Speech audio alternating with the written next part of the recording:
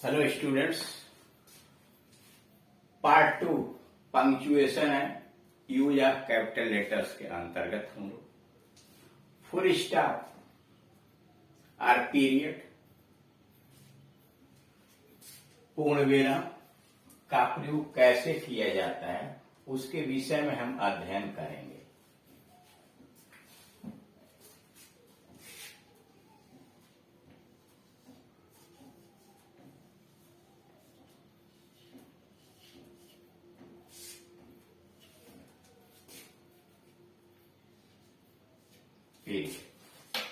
यानी पूर्ण विराम कहाँ कहाँ लगता है, फुल स्टॉप का प्रयोग कहाँ कहाँ किया जाता है, इसके विषय में इसके अंदर जानकारी हम प्राप्त करेंगे। पहला रूल इसका यह, पहला नियम यह है कि सेंटेंस अगर असर्टिव है, स्टेटमेंट है अथवा इंपरेटिव है तो उसके अंत में फुल स्टॉप का प्रयोग करेंगे। अगर सेंटेंस वाक्य असर्टिव है या इंपरेटिव, असर्टिव का मतलब वह विद्यालय जाता है, गोज टू स्कूल, वह यहां नहीं रहता, he does not live here. Assertive हुआ यानी जिससे पहले सब्जेक्ट आया हो, तब वर्ब आया हो और तब लास्ट में फुल स्टॉप लगाया जाता है। इंपरेटिव जिसके द्वारा आदेश दिया गया है, जैसे गो आउट, कम इन, बाहर जाओ, अंदर आओ, क्या ये इंपरेटिव सेंटेंस है।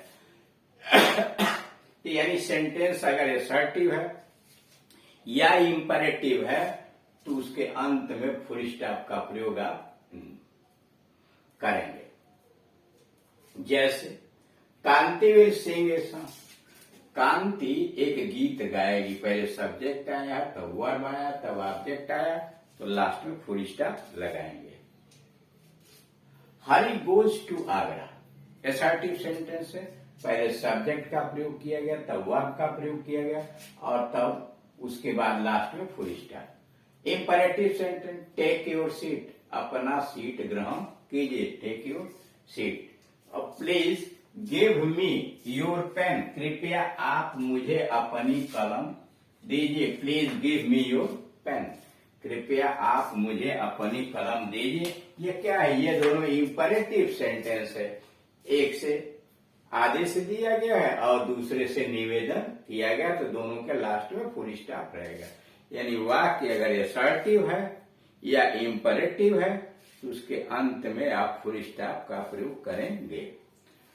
रूल नंबर 2 है हस्ताक्षरों के नामों के छोटे रूप जो होते हैं, यानी बड़े नाम, कई कई शब्दों के नाम जब लोगों के होते हैं और जब हस्ताक्षर करने के लिए छोटे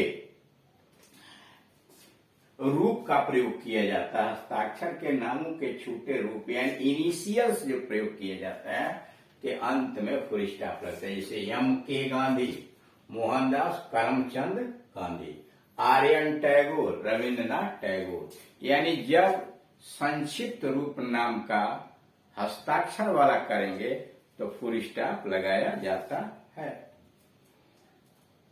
तीसरा रूल यह, संक्षिप्त रूप वाले शब्द, अगर संक्षिप्त रूप वाले शब्द आए हो, एब्रीविएशन, एब्रीविएशन मतलब संक्षिप्त रूप वाले शब्द उनके अंत में लगता है। जैसे BA, bachelor of arts, BA, दोनों के बाद में फुल स्टॉप लगाए। एम में मास्टर ऑफ आर्ट, और MLC, MLC member of legislative council, MLC member of legislative council. BEd, bachelor of education. तो यह क्या है, यह देख रहे हैं संक्षिप्त रूप है इनका, तो उसके लिए आप देख रहे हैं कि सभी के लास्ट में आप फुल स्टॉप का प्रयोग किए हुए हैं। अब उसी तरह से एमएलए हो जाएगा, एमपी हो जाएगा, एसडीओ हो जाएगा, यानी जितने संक्षिप्त रूप वाले नाम है उनके अक्षरों के लास्ट में फुल स्टॉप का प्रयोग करेंगे। अब दूसरा ये कॉमा का, अल्प विराम, कॉमा का प्रयोग कहाँ कहाँ करते हैं, इसी का विवरण बहुत ज्यादा होगा, इसलिए कॉमा का प्रयोग बहुतायत में किया जाता है।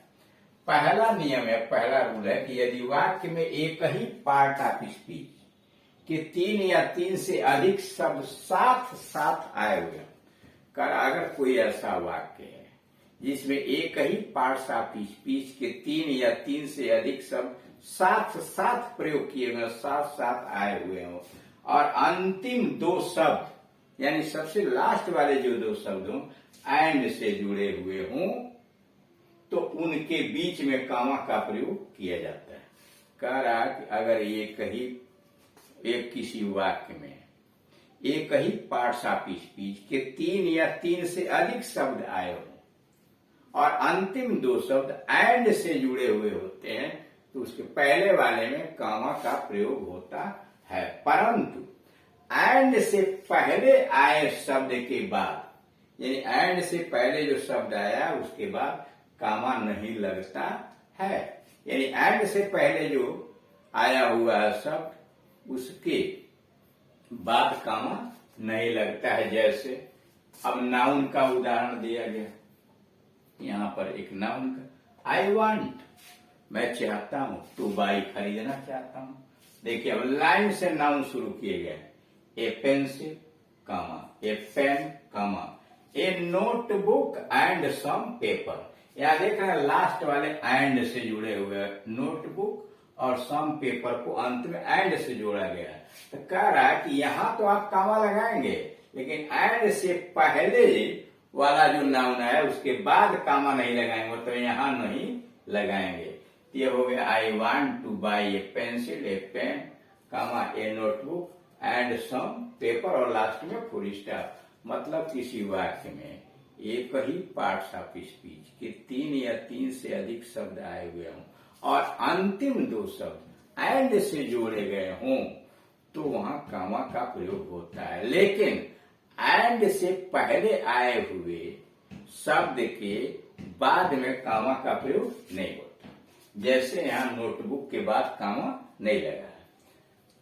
दूसरा, दे विजिटेड जर्मनी, उन्होंने भ्रमण किया Germany, France, Italy and England. इसमें 4 देशों का नाम आया, 4 नाउन्स आए हैं।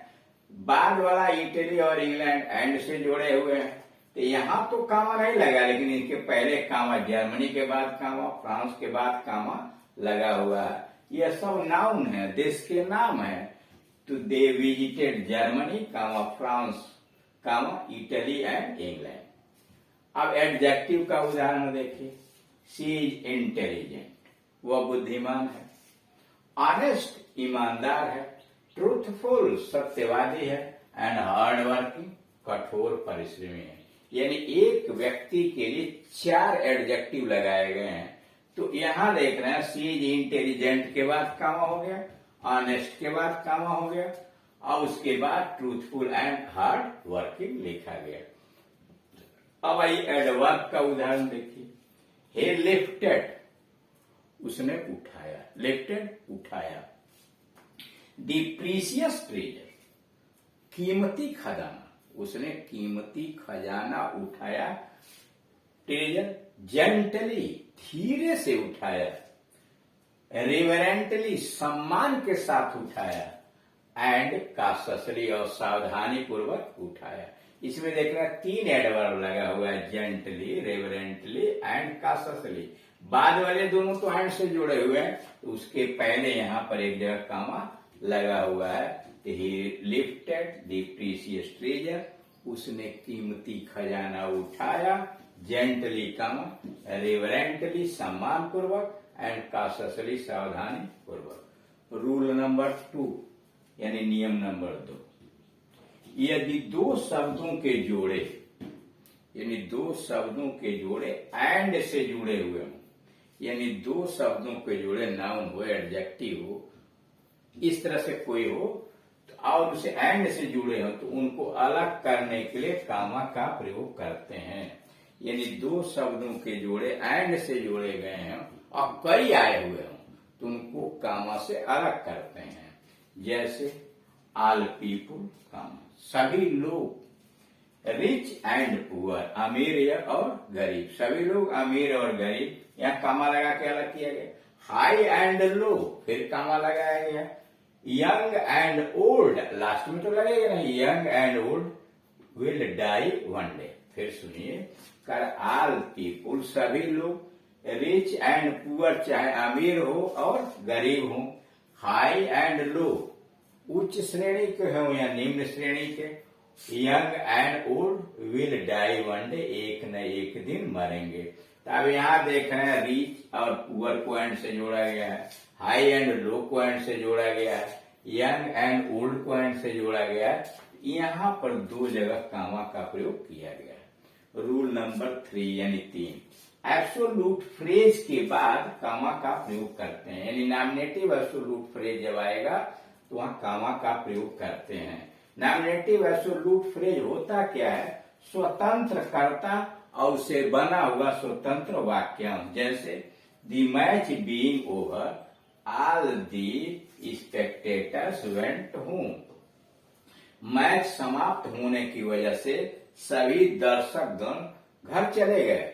अब यहाँ जो देख रहे हैं द मैच बीइंग ओवर, इसके बाद कमा लगा हुआ है, यही जो भाग है द मैच बीइंग ओवर, इसको कहते हैं एब्सोल्यूट फ्रेज, और यह है नॉमिनेटिव एब्सोल्यूट, यानी स्वतंत्र कर्ता। एब्सोल्यूट का स्वतंत्र, नॉमिनेटिव एब्सोल्यूट स्वतंत्र कर्ता, और एब्सोल्यूट फ्रेज या नॉमिनेटिव एब्सोल्यूट फ्रेज का मतलब स्वतंत्र कर्ता वाला वाक्यांश। यह स्वतंत्र कर्ता वाला वाक्यांश, ये बना कैसे, यह दो वाक्य रहा होगा, मैच वाज ओवर, एक वाक्य रहा होगा the match was over full stop, all the spectators went home, सभी दर्शकगण घर चले गए। दोनों सिंपल सेंटेंस को जोड़ करके एक सिंपल सेंटेंस बनाया गया है। तो लिखा गया है वाज को बीइंग में, यानी प्रेजेंट पार्टिसिपल में बदल दिया गया है। तो यह हो गया द मैच बीइंग ओवर और कामा लगा दिया गया, मैच समाप्त होने की वजह से दर्शकगण, सभी दर्शकगण घर चले गए। दूसरा है the sun having risen they darkness disappeared, तो राइजन के बाद कामा लगा हुआ है, द सन हैविंग राइजन, यही है एब्सोल्यूट फ्रेज। यह भी दो वाक्य रहा होगा सिंपल में, पहला रहा होगा द सन रोज, सूरज निकल गया, the sun rose full stop, और दूसरा वाक्य रहा होगा द डार्कनेस डिसअपीयर्ड, अंधेरा गायब हो गया, विलुप्त हो गया। दोनों को जोड़ करके एक सिंपल सेंटेंस बनाया गया। तो यहाँ लिखा गया सूर्य के उदय होने की वजह से द सन हैविंग राइजन, ये परफेक्ट पार्टिसिपल में चेंज किया गया, यानी क्रिया के थर्ड फॉर्म के पहले हैविंग लगा दिया गया है। तो द सन हैविंग राइजन, यह द सन हैविंग राइजन हो गया एब्सोल्यूट फ्रेज, उसके बाद कामा लगा हुआ है द डार्कनेस डिसअपीयर्ड। तो इस तरह से आप देख रहे हैं कि फुल स्टॉप कैसे लगता है, और कामा का प्रयोग में 3 नियम आपने यहाँ देखा। बाकी नियम अगले वीडियोस के अंतर्गत आपको बतलाए जाएंगे। Thank you.